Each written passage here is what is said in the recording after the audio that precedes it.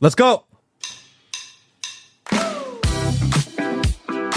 Good morning. Welcome back to the pod. Matt Kim here from a special crazy episode from the middle of Bucharest, Romania, from an undisclosed location with, guys, you guys know who it is, but we got to mention it now.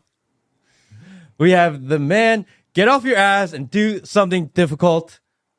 What color is your Bugatti, Mr. Andrew Tate? Good to see you, sir. Hey, awesome. Thank you for having me. This place is amazing. I'm so glad. And I'm going to try to convince you before we start if we can use the headphones. Why do we need headphones? I can hear you perfectly fine. I like the idea. People think that you use headphones for hearing each other. Yeah. I like headphones because for the sensory deprivation that it creates. Exactly. That's exactly what my enemies want. I've actually had a beef with headphones. People don't realize that. It's kind of funny on the internet. They say, old Tate had a beef with everything. And they're right. I guess I did. But I always had a beef with headphones. And I know we're in a pretty secure setting. But I've made many videos saying that headphones are probably the most stupid thing a man can wear. I see people wearing headphones in public. Yes. And they're just asking to die. Yeah. I don't know what you're doing. You can't hear a car. You can't hear me. I'm 6'3", 100 kilo. I can sneak up on you without trying and break your neck.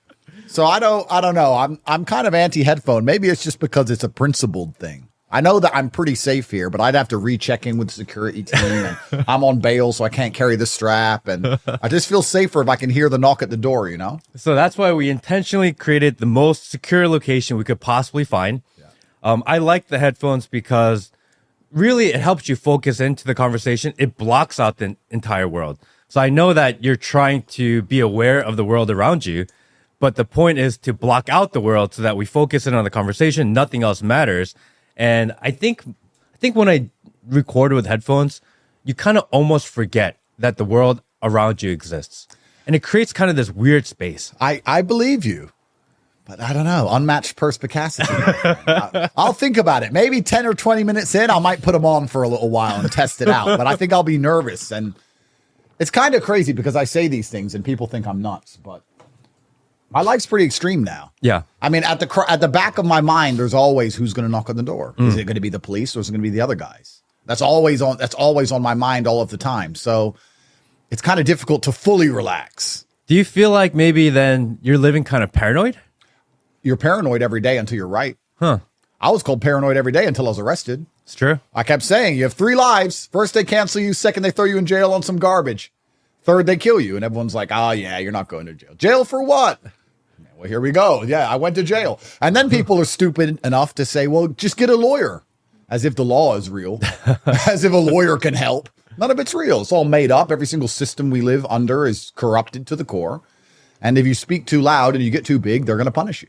It's crazy. I think I've been thinking about this, right?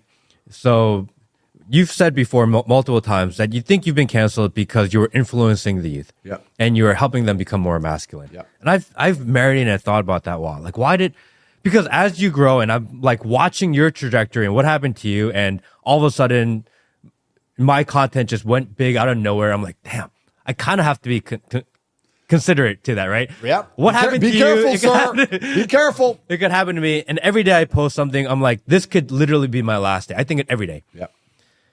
And I was like, why did Andrew get canceled so hard? And I've been thinking about it. And I don't think it's because you were influencing the youth. I don't think so. I think it's because you have the largest internet army in the world. And I think because the movement of people behind you, I don't think it mattered if they were masculine or not. You were also teaching them to understand how to use the internet. And I think in the training of an army, they're like, all right, this is over the line. I agree with you. They fear the power. Yeah. They fear the power structure. I'm the bad employee who got I started a union now. Yeah. And You're the union rep. I'm the union rep and they don't like me. I think in life, if you're going to be non-emotional about things, which I try my best to be, I enjoy being emotional on purpose. I will decide to be emotional in certain situations if it makes them more pleasurable. If I'm with my kids, I decide to be emotional, but I can turn it off and I look at things hyper logically. As a hyper logical man, I will sit here and say that as unfair as the Matrix has been to me, in many ways, they could have been miles worse. Yeah. I'm not going to lie. I'm going to sit here and say, considering I became the most Googled man on the planet, telling the truth and fighting against their narratives that they've been trying to enforce for a very long time. We said psyops are slow. They've been trying for a very long time to get men to a position where they're apathetic and don't want to be masculine anymore. I've come along and derailed to a degree a lot of their plans in a very short period of time. I've undone years of work in a few short months. I'm surprised I'm alive. I'm not going to lie to you right now. They could have got rid of me much easier. So they've actually been no headphones. They've actually been pretty soft on me considering what they could have done to me. And I think we talk about how it's not because I was influencing the youth to be masculine.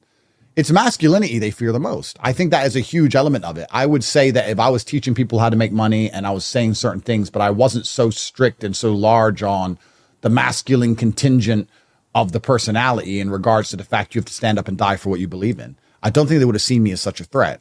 But I think they looked at me and thought, this guy is going to be hard to control. And I'll say it right here on this podcast, I've been offered to shut up. Yeah, we've talked about that before. I've been offered to shut up. Yeah. And many people don't understand that this is how selling your soul works, because I've tweeted before, if they ever kill me, the details on exactly how they ask me to sell my soul will be released. And that's true. But what they effectively do, I'll give you the very sanitized version. They come along with a sponsorship contract. And they come and say, look, we're going to pay you $50 million. Your official opinions are X, Y, and Z. You don't talk about this. You're going to wear these clothes and you're going to act this way. And you're going to laugh when they make certain jokes about this certain haram crap. And you're going to be this kind of little fruity idiot like all the liberals are. And you're going to get paid all this money. And if anyone asks you about these things, you're going to say this, this, and this. And we're going to protect you. Now, if I got this big telling everyone to chop their dick off and I wore a wig, I never would have gone to jail. Yeah. Never. You'd be really famous. I'd be very famous. I'd be Taylor Swift's girlfriend. Yeah. But here I am saying, no, you're a man and you want to be respected in your household and you want your wife to listen to you and you want to raise your kids. And they're your kids, they're not the government's. And you don't want the government to come along and force them to get transgender surgery because they got psyoped in school. And you want to have a say over the children you pay and raise. No. Mr. Tate, human trafficker. I mean, it's one of those things where recently, over the last 6 months, they've been doing this a lot. Joe Biden will come out and tweet, we're doing this to protect our children. And every time I read that, I'm like, no, they're not our children. They're not your children. They're my children. 100%. If anyone's going to indoctrinate my kids, it's going to be me. 100%. It's my responsibility.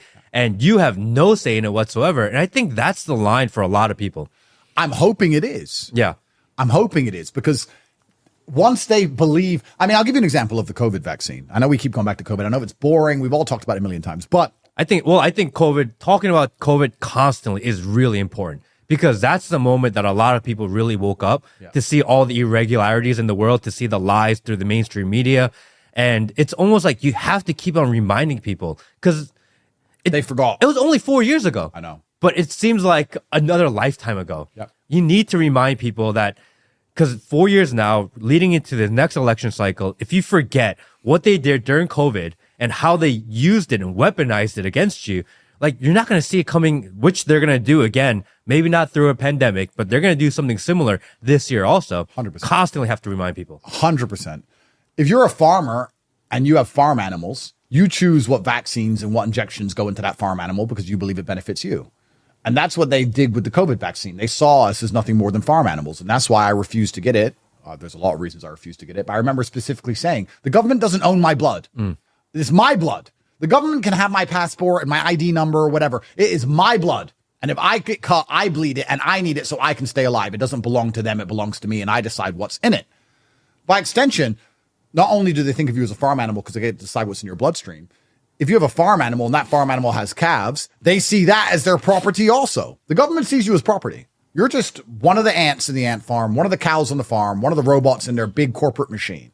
And your children belong to them too, in their mind. And they want your children to be good, productive members of the matrix, which means they want to psyop our kids.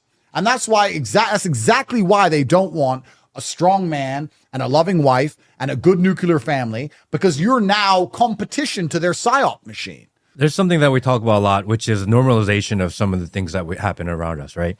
So, for example, why do they allow so much crime in the cities? Yep. There's crime everywhere. They can stop it if they really wanted to. All they would have to do is just start arresting people and say enough is enough, and crime would essentially not go away, but be manageable. Yep. Right now, they let it run rampant in most U.S. American cities. Why is that? And I think it's because they want people that live in the cities to be like, all right, there's so much crime and we don't feel safe. Please, government, can you give us more control? 100%. Please, government, can you surveil us more? Please, government, can you put cameras here? And can you do facial recognition? And can you do digital IDs? Because if they force it on you, people will push back. Of course. If you create a situation where you ask for it, they're like, oh, we're here to help. You're completely right. They're normalizing these things because they're trying to remove the freedom of people and replace it with safety, because all governments have ever wanted since the dawn of human time is control of their populace. Yeah. It's what allows them to be most effective. I'm not going to even be mad at the government. If you're an ant, let's look at it from a business perspective. You have a business, I have a business, right? If I have a business, I have 110 people who work for me. If one of them didn't listen to me, I'd fire him. Yeah. Why would I keep him? My business is not effective if I have somebody inside of my company who has wrong think, right? They think wrong. I believe certain ideas. This is my company. And we have this one person here who disagrees with everything I say. That's annoying. I want him to go. That's fair and everybody would agree with me. Well, now you have to understand why the government hates us. The government wants everyone to comply and obey and do as it says and as it wants so it can run the government how it sees fit. I disagree with that. I am the bad employee. Yeah. I am the person who is annoying to them, especially someone like us, because we have a voice. Not only are we bad employees, we inspire other employees to be bad. Now everyone's listening to us going, wait, he has a point. I don't like this company anymore. I don't like how it runs. That's unfair. That's unjust. Then they want to fire us, but you can't fire us. So you have to put us in jail or teach us a lesson or sue us or take our money or slander us with the media machine. They have to punish us somehow. It's as simple as that. And it's scary. I saw a really interesting video on Twitter the other day about Alicia Keys during the Super Bowl performance. And it was someone recording the TV screen with their phone. And the first note she hit, or one of the first notes, was a sour note. She messed up the note. And then when they watched the video back on YouTube, the note was perfect. Really? They altered history. Wow. And they're saying that that's how scary it is, that if I hadn't seen this in real time with my own eyes, I wouldn't believe she'd missed that note. Yeah. And if I look it up on the internet, she hasn't missed a note. So as far as history is concerned, after I'm dead and this video is gone and everyone forgets in a few weeks from now, as far as history is concerned, her note was perfect. They have altered history. They alter history by controlling the information. That's only a singing note. It doesn't matter. Yeah. But wait till that applies to everything else. And it already has. Every single war you look up, the good guys, the bad guys, who did what, why, who won what war, it's all a lie. Everything's a lie. If the news we get now is a lie, imagine how big of a lie history is. Bro, you want to go down a rabbit hole. Yeah. Every single thing you think you know about the good guys and the bad guys in history, and it's all a lie. So it's scary.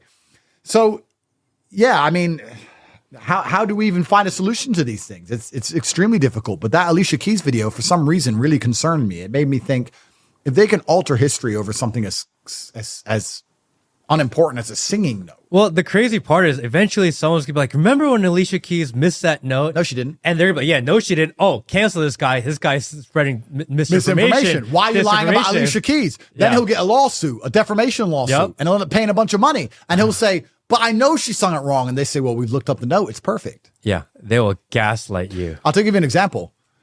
I guarantee if you look up the COVID pandemic on Wikipedia, it sounds terrifying. This amount of people died. This many people were locked in their house. You had to get the vaccine. You needed 8 of them, or you were susceptible to a winter of severe illness and death. This many people in this country died. You couldn't travel. You couldn't fly. Borders were locked. People couldn't go to funerals. You couldn't see your grandma. You were stuck in your house. We had to do, like, you'd look it up in 100 years from now and go, whoa, that was scary.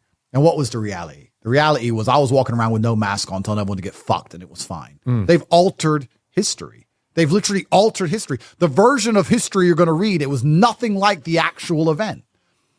So we live in a post-truth world. Yeah. Like, it's besides your own eyes, what can you trust? And that's what's even scary, because there's a huge contingent of the population who don't believe their own eyes. Yeah. They'll sit there and look at a man and go, that's a girl, because they're told to. On that note, I think that's it. Thank you, dude. This is amazing. Top G is, I believe you. And that's really what I think my conclusion is that I think you're genuine. I think you're honest. Although some people may not agree with everything. Again, we don't think anyone should agree with everything anyone says anyway. But I believe that you believe what you're saying, and that some of it is just nuance. And I respect that. That means a lot to me. Andrew Tate, thank you. Appreciate you, my friend. Thanks, bro. And We'll see you guys next time. Thank you, everybody.